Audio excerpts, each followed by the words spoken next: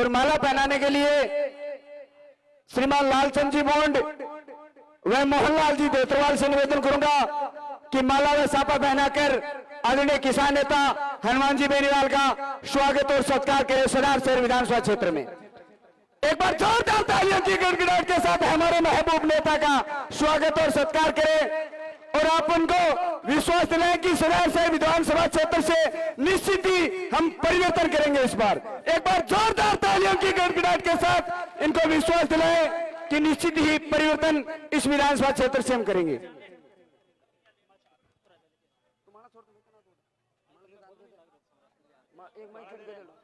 तो बीच में तो बोल तो कोई तकलीफ को नहीं।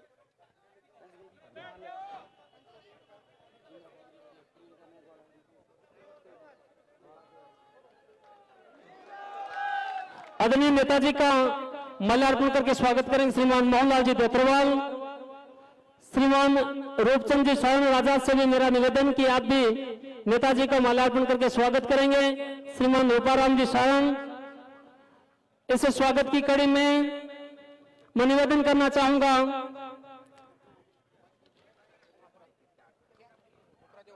श्रीमान बावरोपा जी कालूसर से कि आप भी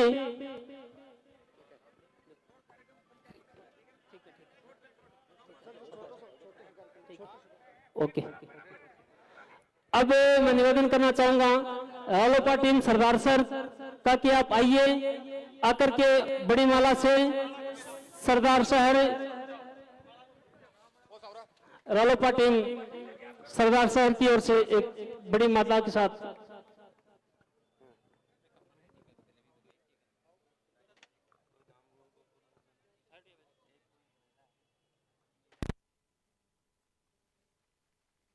राष्ट्रीय लोकतांत्रिक पार्टी टीम द्वारा का स्वागत व सत्कार।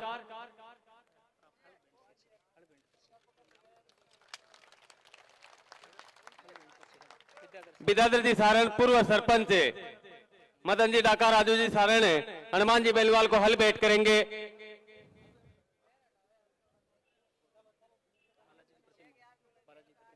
बालाजी की प्रतिमा ओम प्रकाश जी सुतार, रामपाल जी लालचंद जी जोरड़,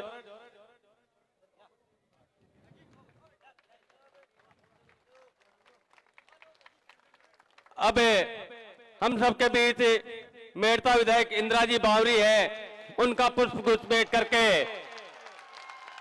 मदन जी डाका जिलाध्यक्ष राष्ट्रीय लोकतांत्रिक पार्टी चूरू इंदिरा जी को पुष्प गुच्छ भेंट करके स्वागत करें इंदिरा जी बावरी का।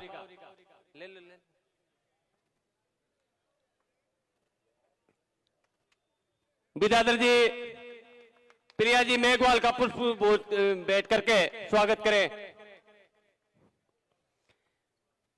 समय को ध्यान में रखते हुए इस स्वागत कार्यक्रम को यहीं तक सीमित रखते हुए, क्योंकि जिनका आपको इंतजार था, सर्वप्रथम मैं प्रिया जी मेघवाल से निवेदन करता हूं कि वो आज की सभा को संबोधित करें। प्रिया जी मेघवाल, अंतर्राष्ट्रीय बॉडी बिल्डर प्रिया जी मेघवाल, जोरदार तालियों से स्वागत करें।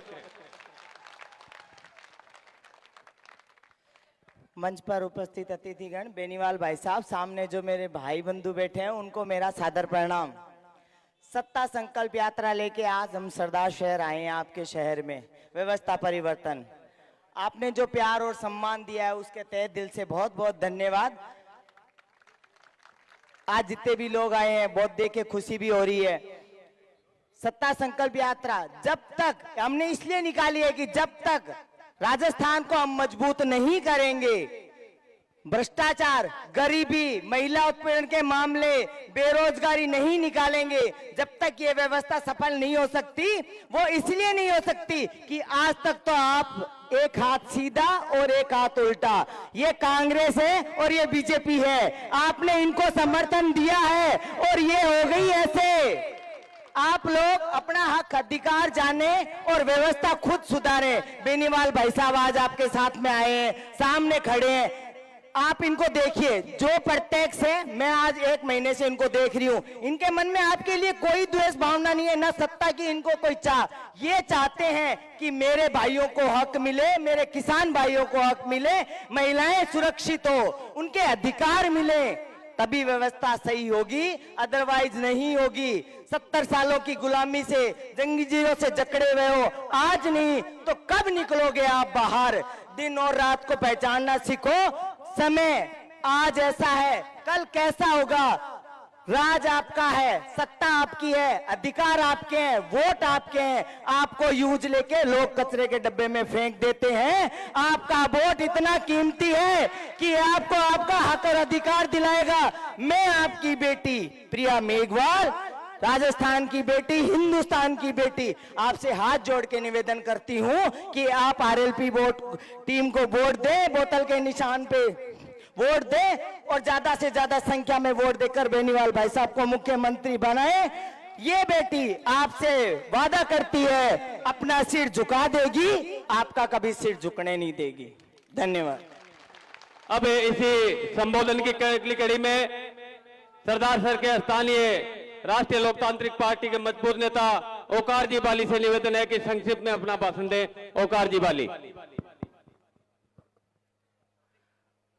आज के इस कार्यक्रम में उपस्थित पार्टी के प्रमुख हनुमान जी बेनीवाल साहब, बहन इंदिरा जी बावरी, बहन प्रिया जी मेघवाल, सभी सम्मानित मंच पर विराजमान और मेरे सामने आए मेरे पितातुल्य बुजुर्गों, हम उम्र साथियों, राजस्थान में परिवर्तन के लिए लगभग 1 साल से राष्ट्रीय लोकतांत्रिक पार्टी परिवर्तन यात्रा लेकर चल रही है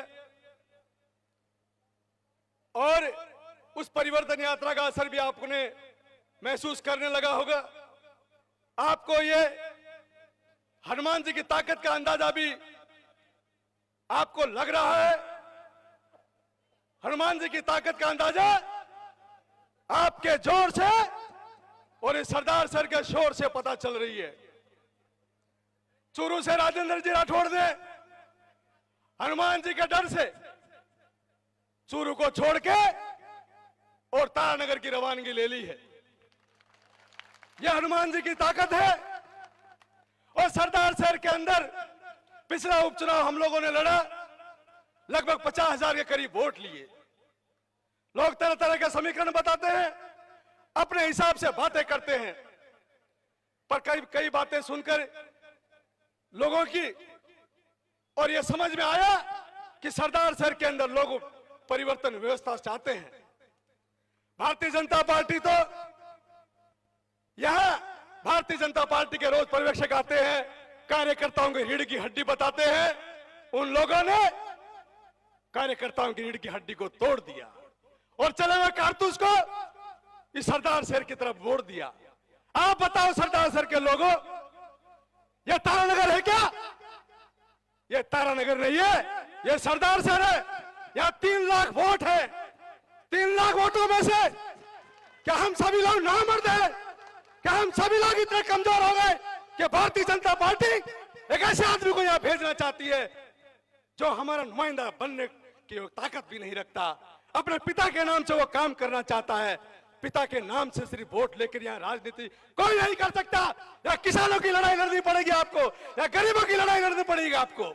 भारतीय जनता पार्टी ने एक व्यापार शुरू कर रखा है यहाँ पर कि ज्यादा पैसे लाओ और टिकट ले जाओ, लेकिन आरएलपी पार्टी इस व्यवस्था को बदलेगी और काम करने वाले लोगों का सम्मान करेगी। किसान के बेटे का, मजदूर के बेटे का, छोटे दुकानदार का ही सम्मान करेगी। इसलिए आप लोग इस बात से दिमाग से निकाल देना। और मैं इस मंच से राजेंद्र राठौड़ साहब से एक बात कहना चाहता हूं, आप एक मेरी बात को सुन लीजिए। मैं एक बहुत छोटा कार्यकर्ता हूं और आप एक बहुत बड़े नेता हैं। आप कहीं से भी लड़ लीजिए, राजस्थान की जनता और आपकी नेता वसुंधरा आपसे इतने दुखी है, आपको कहीं से भी चुनाव जीतने नहीं देगी। आप जिसके साथ रहते हैं उसके साथ घात करते हैं। 2003 में हरिशंकर भाभरा को हराया, देवी सिंह भाटी को हराया। आज आपकी बारी है, आपके कर्मों का फल आपको भुगतना पड़ेगा, आप चाहे कुछ भी कर लेना। सरदार शहर के अंदर तरह तरह के लोग ड्रामे कर रहे हैं। यहाँ अशोक जी पिंचा 7 बार टिकट ले आए, फिर भी दिल्ली में पड़े हुए 15 दिन से। अरे कुछ तो शर्म करो, आपको जनता नकार रही है, बार बार आपको नकार रही है, फिर भी आप किसी दूसरे को लाना नहीं चाहते, क्योंकि आप जानते हैं आप सिर्फ हम पर शासन करना चाहते हैं, पार्टी का नाम लेकर हमारे वोट लेना चाहते हैं, जो कि आप इसके हकदार नहीं है। अरे वोट हमारा तो टिकट तुम्हारी कैसे होगी, यह बताओ हमें। जब वोट हमारा है तो आप हमारे पे राज नहीं कर सकते। इस सरदार साहब में राज वही करेगा जिसका वोट होगा, और वोट आप सबका ज्यादा है, इसलिए आपके बीच में कोई भी आदमी आकर तैयार हो सकता है उम्मीदवार के रूप में, लेकिन ऐसे इंपोर्ट किए हुए लोग हम कभी स्वीकार नहीं करेंगे। साथियों, नेताजी को आगे जाना है। आप लोगों ने मेरी बात सुनी, अगर किसी को मेरी बात का बुरा लगा हो तो उसके लिए माफी चाहूंगा। जो मेरे मन में था, जो मेरे दिमाग में था, वो बात मैंने आपसे कही। सभी साथियों को जय हिंद, जय भारत, जय भीम। इस संबोधन की अगली कड़ी में सरदार साहब से राष्ट्रीय लोकतांत्रिक पार्टी के प्रत्याशी रहे लालचंद जी मूंड से निवेदन है कि संक्षिप्त में अपना उद्बोधन दें। लालचंद जी मूंड, जोरदार तालियों से स्वागत करें।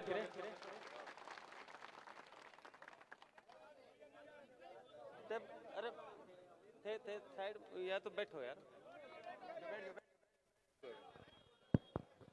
आज के इस संकल्प यात्रा में हमारे पार्टी के सुप्रीमो हनुमान जी बेनीवाल साहब, विधायक इंदिरा जी बावरी जी, प्रिया सिंह जी, ओंकार जी बाली और मंचा सिंह, सभी साथीगण और गांवों से आए हुए सभी मेरे बुजुर्गों, नौजवान साथियों और प्यारे बच्चों, सारों को राम राम साहब। आज आप सुबह से मौसम खराब था, सुबह बरसात हो गई, अभी मौसम बहुत खराब हो रहा है, लेकिन फिर भी आप हनुमान जी का जितना आपने लाड प्यार मान सम्मान दिया, आज आप आके आशीर्वाद दिया, मैं सबको धन्यवाद देना चाहता हूँ। आप सब लोग आए और छोटे से बुलावे पे 3 दिन का अपने को टाइम मिला, फिर भी समाचार पूरी जगह नहीं हो सका, फिर भी आप इतनी संख्या में लोग आए, तो मैं सबका बहुत बहुत आभार प्रकट करता हूँ कि आप लोगों का जो प्यार और स्नेह हनुमान जी के प्रति है, मैं सबको धन्यवाद देना चाहता हूँ। और पिछले उपचुनाव में आप लोगों ने जो मेरा और हनुमान जी बेनीवाल का जो मान सम्मान दिया, थोड़े से समय में 47,000 वोट देके हमारी लड़ाई को और मजबूत किया, मैं इसके लिए आपको धन्यवाद देना चाहता हूं। और आपके भरोसे पे मैं, आपने जब से पिछले 5 दिसंबर से मैं आपके बीच में, इस जनता के बीच में और आंदोलन लेके हर बात में आपके बीच में खड़ा रहा। जब भी आपने बुलाया, चाहे बिजली का मामला हो, पानी का हो, चाहे छात्रों का हो, या जो भी कोई बाजार की पानी की समस्या हो, हर जो इस समस्या बाजार की में मेरे को बुलाया, मैं आपके बीच में संघर्ष के लिए खड़ा रहा, और आपने भी मेरा बहुत मान सम्मान किया, बहुत सहयोग दिया। इसके लिए मैं सबको आपको बहुत बहुत धन्यवाद देना चाहता हूं। आपने जब भी मेरे को बुलाया, मैं आया, और आप भी बहुत संख्या में आए, और अपने 10 महीने के कार्यकाल में हर आंदोलन अपने जीता। ये आप सबकी ताकत थी, ये हनुमान जी बेनीवाल की ताकत थी, जिसकी बदौलत हम हर बात जीते। आपने चाहे बिजली की लड़ाई हो, या अयन जो अपने यहाँ अनिल शर्मा एक अयन लाए थे, एन के पारिक, जो किसानों को गरीबों को लूटने के लिए लाया था, और 7-8 महीने रहा, और उन्होंने 57 विजिलेंस भरी। इसके लिए हम सब, आप सब मिलके लड़ाई लड़ी। पहले मैंने हनुमान जी से फोन कराया, और फिर हम सब बार बार जाके मिले, और इनको यहाँ से भागना पड़ा। आप सबकी ताकत थी, जिसके बदौलत ये वहाँ अयन भागा, और 57 विजिलेंस भरी, वो भी 8-8 लाख 9-9 लाख की। वो अपने लोगों को सिलेंडर करने के लिए अनिल जी यहाँ से लाए थे, और हम सब मिलके इनको भगा दिया, और हर लड़ाई अपनी लड़ाई लड़ी, और मजबूती से लड़ी, और हर लड़ाई अपने जीती। और आज अभी चुनाव आने वाले हैं 25 तारीख को, तो मैं तो आपसे यही कहना चाहता हूँ, आप सबका सहयोग होगा, आशीर्वाद होगा, तो अब चुनाव लड़ेंगे। लेकिन मैं जो हनुमान जी जो आदेश देंगे, जो भी उम्मीदवार देंगे, मैं हम सब मिलके साथ में राष्ट्रीय लोकतांत्रिक पार्टी के उम्मीदवार को सहयोग करेंगे, और हम मिलकर चुनाव जीतेंगे। क्योंकि आने वाला 2023 का अपने को राजस्थान का किसान का बेटा मुख्यमंत्री बनाना है, हनुमान जी बेनीवाल को मुख्यमंत्री बनाना है। इसलिए आप सब लोग राष्ट्रीय लोकतांत्रिक पार्टी को वोट देके इस सरदार सर सीट से राष्ट्रीय लोकतांत्रिक पार्टी के उम्मीदवार को विजय बनाएं, ये आपसे कहना चाहता हूं। आप 10 महीने में जो आप लोगों ने मान सम्मान दिया, जो सहयोग दिया, जो ताकत दी, इसके लिए आप सबको बहुत बहुत धन्यवाद। अभी समय का अभाव है, इसलिए ज्यादा नहीं कहूंगा। आप सबका लाड प्यार आशीर्वाद बना रहे, ये कहना चाहता हूँ। आपने जो मान सम्मान 10 महीने में दिया है, वो आगे भी देते रहना, ये कहना चाहता हूँ। राम राम साहब, धन्यवाद, जय हिंद। बहुत बहुत धन्यवाद। अब हमारे बीच सुजानगढ़ से उपचुनाव में प्रत्याशी रहे सीताराम जी संस्कृत में अपना उद्बोधन देंगे। सीताराम जी नायक, जोरदार तालियों से स्वागत करें। बाली जी इनका स्वागत कर रहे हैं, जोरदार तालियां। भारत माता की, बलवीर तेजाजी महाराज की, राष्ट्रीय लोकतांत्रिक पार्टी जिंदाबाद, हनुमान जी बेनीवाल जिंदाबाद। मंच पर आसीन राष्ट्रीय लोकतांत्रिक पार्टी के सुप्रीमो भाई हनुमान जी बेनीवाल साहब, सम्मानित मंच, मेरे सामने विराजमान मेरे मोतियों से महंगे पिता तुल्य बुजुर्गों, नौजवान साथियों, सम्मानित साथियों, आपको याद दिलाना चाहूंगा पीछे गत चुनाव में जो कमी रह गई थी उस कमी को पूरी कर देना और कांग्रेस और भारतीय जनता पार्टी को धराशायी कर देना, इतना ही मैं आपसे निवेदन करना चाह रहा हूं। बहुत बहुत धन्यवाद। अब इस उद्बोधन की अगली कड़ी में दलित की बेटी मेड़ता से विधायक इंदिराजी बावरी से निवेदन है कि वो इस सभा को संबोधित करें। जोरदार तालियों से स्वागत करें इंदिराजी बावरी।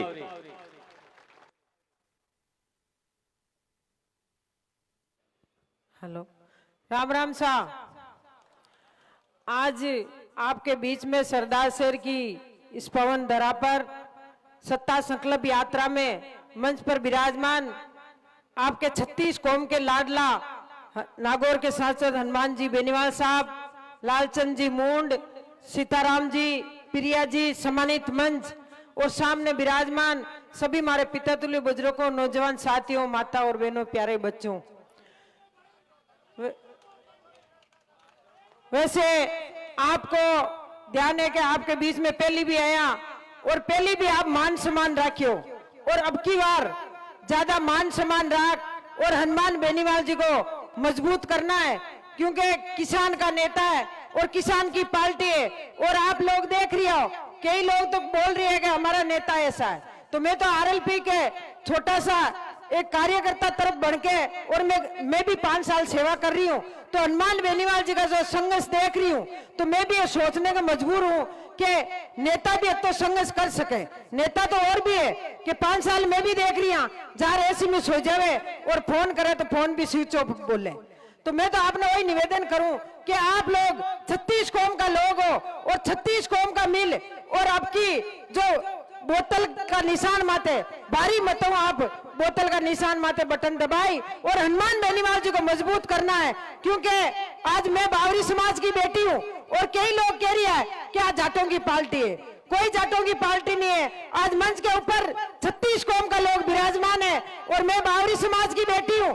आज पूरा मारवाड़ विधानसभा में जो बावरी समाज को आज तक कांग्रेस और बीजेपी वाला कोई टिकट देने तैयार नहीं है। सिर्फ हनुमान बेनीवाल जी पहली बार पार्टी बनाई और बावरी समाज को टिकट भी दिया और तन मन धन से आज आपकी बेटी ने एमएलए भी बनाई। तो मैं आप सबसे 36 कौम के लोगों से निवेदन करती हूं कि आने वाली टाइम में मुख्यमंत्री किसान का बेटा होना चाहिए, जब अपने किसान का भला होगा और किसान की सोचेगा। सांसद तो और भी है पर आपकी बात कोई नहीं उठावे, सिर्फ एक आदमी हनुमान बेनीवाल जी 36 कौम की बात उठावे और दुख सुख कोई भी आपके बीच में पड़ जावे तो आपके रोड पर आप बिठाओ तो आपके बीच में रोड पर बैठी और धरना भी लगाई और जब तक न्याय नहीं मिली जब तक आपके बीच में बैठ और आपको न्याय भी दिलाई। मैं आप सबसे हाथ जोड़ निवेदन करूं कि आने वाली टाइम आपकी है और आने वाली टाइम हनुमान बेनीवाल जी की है। धन्यवाद, राम राम। अब आप जिनका इंतजार करते उनसे पहले ओम प्रकाश जी सुतार, रामपाल जी, लालचंद जी धोरड़ के द्वारा बालाजी की प्रतिमा बनाई गई है, वो भेंट करेंगे हनुमान जी बेनीवाल को। ये इनकी स्वयं की कारीगरी है और बालाजी की मूर्ति बनाकर हनुमान जी को भेंट कर रहे हैं। जोरदार तालियों से स्वागत करें। उत्तरी भारत के सबसे बड़े किसान नेता, दलित शोषित पीड़ित किसान की आवाज को देश की महापंचायत तक मजबूती से उठाने वाले नागौर के सांसद हनुमान जी बेनीवाल से अब निवेदन है कि वो आज की इस सभा को संबोधित करें। जोरदार तालियों से स्वागत करें हनुमान जी बेनीवाल।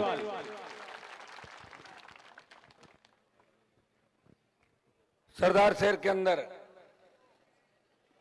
सत्ता संकल्प यात्रा के अंदर जिस जोशीले अंदाज में आपने स्वागत सत्कार किया, रथ पे पूरे बाजार के अंदर रोड शो कराया, यहाँ के जवानों का, किसानों का, सर्व समाज का हृदय से आभार प्रकट करता हूँ। और आज मेरी ताकत जो देश के अंदर बढ़ी है वो सरदार शहर के 47,000 वोट है, जिससे भारतीय जनता पार्टी कांग्रेस के अंदर खलबली मच गई।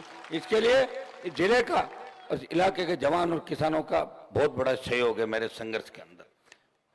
3-4 जोरदार जयकारे लगाऊंगा।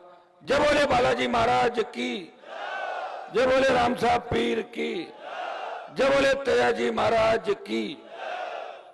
राष्ट्रीय लोकतांत्रिक पार्टी उपस्थित मेड़ता की विधायक बहन इंदिरा बावरी जी, हमारे स्टार प्रचारक आरएलपी के सीताराम जी नायक, मजबूत आवाज ओंकार जी बाली, आपके प्रत्याशी रहे, हमेशा आपकी सेवा में समर्पित लालचंद जी मूंड, जिलाध्यक्ष मदन जी ढाका, सम्मानित मंच, मौजूद बुजुर्गों, नौजवान साथियों, एक नारा और भूल गया था, ख्वाजा साहब की। अब ये नारे लिख लिया करो एक कागज पर, भूले नहीं वहां, फिर बार बार क्या कि नींद पूरी नहीं होती ना तो याद आते रहते धीरे धीरे। आप देख रहे हो अभी कि कांग्रेस भारतीय जनता पार्टी टिकटें बांट रही है दिल्ली के अंदर, और एक व्यक्ति आपके लिए लड़ रहा है। अभी सरदार से डूंगरगढ़ जाएगा, बीकानेर, कोलायत, फिर राज सिंह नगर से होता हुआ यूं घूमता हुआ जयपुर आ रहा है। एक दिन निकाला है 26 तारीख का। मैंने कहा कहीं लोग ये नहीं कहते कि हनुमान जी यात्रा ही करेंगे, टिकट भी बांटने के लिए 26 तारीख को जयपुर में बैठ के पूरे लोगों से बात करूंगा। लेकिन करीब करीब गाड़ी में चलते हुए भी बातचीत चल रही है, और मेरा सर्वे, मेरे भाई हैं, इनके चेहरे हैं, ये जिसको बताएंगे उसको चुनाव लड़ा दूंगा। हर जगह से कहने की आवश्यकता नहीं, मैं कोई सर्वे में विश्वास नहीं रखता। मेरे पे खुद पे बालाजी की इतनी कृपा है कि करीब करीब जहाँ के जो लोग चाहते हैं वही मैं काम करता हूँ। कल मीडिया वाले पूछ रहे थे कि कांग्रेस बीजेपी में से अगर किसी की टिकट कट गई, मैंने कहा कांग्रेस बीजेपी में टिकटें बिक रही है। अगर टिकटें बिक गई, बेच दी, और मजबूत किसान या मजबूत दलित कोई नेता होंगे, उनको टिकटें नहीं मिली, तो मैं लोकल इलाके के लोगों को पूछ के उनको टिकट देने पे विचार कर सकता हूं। लेकिन पूछूंगा किसको? इलाके के लोगों को। अगर वो लेके आ जाए 100-200, अर्थात इसको लड़ा दूंगा। मुझे तो वोट मांगना है। मुझे व्यवस्था परिवर्तन का जो बिगुल राजस्थान के अंदर बजाया, व्यवस्था परिवर्तन सत्ता के संकल्प के बिना नहीं हो सकता, इसलिए हमने इसको नाम दिया है सत्ता संकल्प व्यवस्था परिवर्तन। सत्ता का संकल्प लेके चलेंगे, ज्यादा से ज्यादा विधायक बने राष्ट्रीय लोकतांत्रिक पार्टी के, तब जाके व्यवस्था बदलेगी, तब ये व्यवस्था बदलेगी। जैसे लालचंद जी ने कहा कि कांग्रेस पार्टी ने चुनाव जीतने के बाद कितनी वीसीआर भरी, 2-3 बदमाश एन लगा दिए। मैं लालचंद जी को आश्वस्त करता हूं, मैंने एमडी से उस समय बात करी, एससी से करी, जितनी भी वीसीआर भरी है आप इकट्ठी कर लो, जितना पैसा लगा है उसका 5 या 7 या 10% में सबका सेटलमेंट एक साथ करा दूंगा एक झटके के अंदर, तो चिंता करने की आवश्यकता नहीं। मेरे खीमसर नागौर में तो वीसीआर को फाड़ के फेंक देते हैं मौके भी लोग, इतने मजबूत लोग हैं। थोड़ी मजबूती अब आपको इसलिए आनी पड़ती है कि जितना मैं मेरे विधानसभा चुनाव में 18 में नहीं घूमा था गाँव, लोगों ने कहा था आप तो राजस्थान संभालो, हम खीमसर संभालेंगे, लेकिन सरदार शहर के प्रत्येक गांव के हनुमान बेनीवाल गया था, हर गांव देखा था मैंने। और आपने कहा सब हेलीकॉप्टर घुमाओ, मेरे हिसाब से देश में 8 जगह हेलीकॉप्टर अगर उतरा, एक दिन में 8 सभाएं सरदार शहर के अंदर ही हुई थी। और मैं इसमें आपका धन्यवाद दूंगा कि 10 मिनट हेलीकॉप्टर उड़ता, नीचे सभा, आपने भी हर सभा में 5,000, 10,000, 15,000 लोगों की उपस्थिति दर्ज कराई। इतना बढ़िया मैनेजमेंट और इतनी ताकत के साथ लगे, इतनी समझदारी के साथ बढ़े कि हेलीकॉप्टर के साथ साथ आप भी जा रहे थे कि हमें सत्ता पे आरएलपी को जिता के लाना। कुछ कमियां रही, सरकार ने सत्ता का दुरुपयोग किया, और भंवरलाल जी के स्वर्गवास के तुरंत बाद चुनाव हो गए। अगर चुनाव 4 महीने बाद होते हैं तो सहानुभूति की लहर नहीं चलती। हर जगह रोने धोने से लोगों को दया आ गई, अरे छोटे छोटे दे दो इनको, लोग दयालु होते हैं। यहाँ भी लोगों ने कई लोगों ने कहा इनको सीट दे रहे कि 5 साल तो इनके परिवार को ही दे दो, तो दिलेर लोग हैं यहाँ के। हर किसान आंदोलन का नेतृत्व तो यहाँ के लोगों ने किया। हम तो बहुत मजबूत थे पहले, लेकिन अब धीरे धीरे कमजोर पड़ते जा रहे हैं। आपके यहाँ उल्टा है, यहाँ पहले मजबूती थी, अब कमजोरी आ रही है। हमारे वहां पहले कमजोरी थी, अब मजबूती आ रही है। तो मैं चाहता हूं, रुक जा भाई, यार भाई, हाँ ठीक, कोई नहीं, चिंता मत करो, सब ठीक। मेरा यही निवेदन था कि अब हमें सबको एक दिशा के अंदर चलना है। यह व्यवस्था परिवर्तन क्या, उसके बारे में बताना चाहूंगा। आज कोई गरीब आदमी अपनी बच्ची की शादी के लिए 10 लाख रुपए इकट्ठे करता है, सोना चांदी तांबा बर्तन, और वो खरीदता है कपड़े, और चोर 10 लाख की चोरी कर जाते हैं, हाथ साफ कर लेते हैं। पुलिस में मुकदमा दर्ज होता है, पुलिस 1-2 लाख रुपए बरामद करती है और 2-3 लाख रुपए खुद खा जाती है, और वो आदमी घूमता रहता, पुलिस कह रही उसको जेसी कर दिया, मार थोड़ी सकते, पीट पीट जेसी कर दिया, 5 लाख रुपए खत्म। जो साइड में ले जाओ यार इसको। ये बीमारियां हर जगह क्या कि हर शहर में पैदा हो रखी है, एक-एक 2-2 है ना। जो मनोरोगी होते हैं, मानसिक रोगी, का कोई इलाज नहीं है। ऐसे राजनीति में बहुत घूम रहे हैं लोग, टिकट कटने के बाद पागलों की तरह घूमने लग जाते, टिकट कटी पत्थर फेंकने लगे। मेरे वहां नागौर में 50 से घूम रहे हैं पागल लोग, पत्थर सड़क पे फेंक देते, एक सड़क पे पत्थर है। मैंने कहा ये कौन? बोले एमएलए का चुनाव आ रहा था, पटको इसको साइड में, गाड़ी के आगे आ गया था। अरे बोले इन्होंने हराया, इन्होंने हराया। मैंने कहा यार ये क्या होगा? मनोरोग, कोविड के बाद बहुत ज्यादा स्थिति खराब है लोगों की। कोरोना के बाद एक तो भूल पड़ रही है और एक पागलपन आ रहा है। ये किसने दिया? मोदी जी ने दिया। कोरोना कौन लाया? मोदी लाया। राजस्थान में गहलोत। कितने लोग चले गए? 50 लाख कोविड के अंदर। और आप भूल जाते हो इन बातों को। वोट देते वक्त एक ही चिंता होती है कि जल्दी उठ के बीजेपी को डाल दूं, कांग्रेस को डाल। मुझे याद है सरदार शहर के अंदर मैंने रोड शो किया, पैदल मार्च किया, वोट कितने मिले? 1700। क्या मैं 1700 जैसा आदमी हूं? बताओ मुझे। एक आदमी इस प्रदेश के लिए लड़ाई लड़ रहा है, वो सर्व समाज की लड़ाई लड़ रहा है। उसके घर के दरवाजे सब जातियों के लिए खुले हैं। उसके घर पे कोई रोता हुआ आता है, वो हंसता हुआ घर से जाता है, वो रोता हुआ नहीं जाता वहां। इसलिए आपको इन चीजों की चिंता करनी होगी। आजादी के 75 साल बाद भी अगर अपन नहीं संभलेंगे, सुधरेंगे तो कैसे काम चलेगा? सड़क पे टोल दे रहे हो, बिजली की VCR भरी जा रही है, जिस तरह झूलते तार है सरदार शहर के, ये राजस्थान के अंदर कौन ठीक करेगा बताओ? रथ ले तो आए यहां तक, लेकिन नंगे तारों के पास से रथ गुजरा, बड़ा हादसा नहीं हो जाए, चिंता थी। एक-एक कदम आगे बढ़ रहा था। एक मिनट रुको भाई, ये 40 साल का नहीं 70 साल का विकास है, लेकिन इस विकास को कैसे ठीक करोगे? ये वोट की ताकत जो आपको दी है, इस वोट को जातिवाद के अंदर मत घोलो, इस वोट को चिन्ह के साथ मत दो। कोई नहीं पूछेगा, चिन्ह के साथ वोट डालते रहो। अंग्रेजों का जब राज था, लड़ाई कुछ लोगों ने लड़ी थी और मजे देश पूरे ने लिए थे। भगत सिंह कितने घरों में हुए थे क्या? बहुत कम लोगों के अंदर लड़ाई। हाँ, यहाँ एक चीज है, लोग कह रहे भगत सिंह होना चाहिए। कहाँ होना चाहिए? बोले पड़ोस के घर में, ताकि वो खत्म हो जाए, मेरा बेटा जिंदा रहे। ये सोच बदलनी होगी भाई, खुद लड़ो अपनी लड़ाई। कौन आएगा आपके बीच? अब कोई लोग देवता तो आएंगे नहीं लड़ने के लिए। कोई व्यक्ति आया है जो आपको एक रास्ता दिखा रहा है, जिसने पूरी जवानी इस किसान कौम के लिए समर्पित कर दी। जिस चूरू में मंत्री जी आप कर रहे हो, वो तो मैं 2003 में ही बन जाता मंत्री जी, पाले बदलता, मंत्री जी रहता परमानेंट 5 बार। दिल्ली में जब देश का किसान तकलीफ पे था, उत्तर भारत के अंदर हरियाणा यूपी दिल्ली के किसानों ने कहा, हनुमान जी हमारे नेताओं के जंग लग गई, आप किसान के बेटे हो, हमेशा हरियाणा यूपी के किसानों ने नेतृत्व किया, हम उम्मीद करते हैं आपसे, मोदी को छोड़ो, हमारे साथ आओ। भाइयों, मोदी की सत्ता को ठोकर मार के 70 दिन सड़क पर कोई बैठा, वो नागौर का सांसद था, वो चूरू का सांसद नहीं था, वो सीकर का सांसद नहीं था। आप कब उठोगे? सेना को ठेके में दे दिया।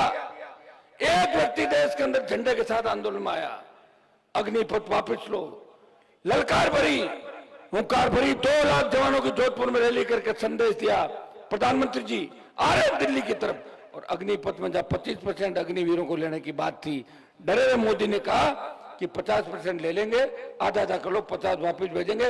लोकसभा चुनाव से पहले अगर एक बार दिल्ली की ओर कूच कर लिया तो अग्निपथ को भी वापस करवा दूंगा। ये आपके बीच वचन दे के जा रहा हूं। मैं ये भी कह के जा रहा हूं, बढ़ती महंगाई, भ्रष्टाचार, पेपर लीक की घटनाएं, चाहे बजरी माफिया का आतंक राजस्थान के अंदर था, उस बजरी माफिया को फुर किसी ने किया तो नागौर के सांसद ने उसके नकेल डाल दी, उसको भगा दिया बजरी की माइंस छोड़ के। ये हनुमान बेनीवाल की लड़ाई थी।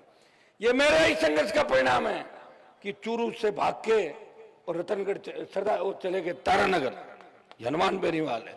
और मैं घूम रहा हूं चूरू के अंदर, बिका हनुमानगढ़ गंगानगर के अंदर जो जो रथ का पहिया आगे बढ़ रहा है, भारतीय जनता पार्टी कांग्रेस का कुशासन, भ्रष्टाचार और अपराध इस रथ के पहिए के साथ कुछ चलता जा रहा है। और मेरे भाई सत्ता कैसे प्राप्त करें इस दिशा के अंदर सोचने लग गए हैं। मैं आपसे इतना ही आश्वासन चाहता हूं कि 47,000 से वोट बढ़ा दोगे कि नहीं बढ़ाओगे? कैंडिडेट मेरे हिसाब से तय कर दूंगा, आप करोगे?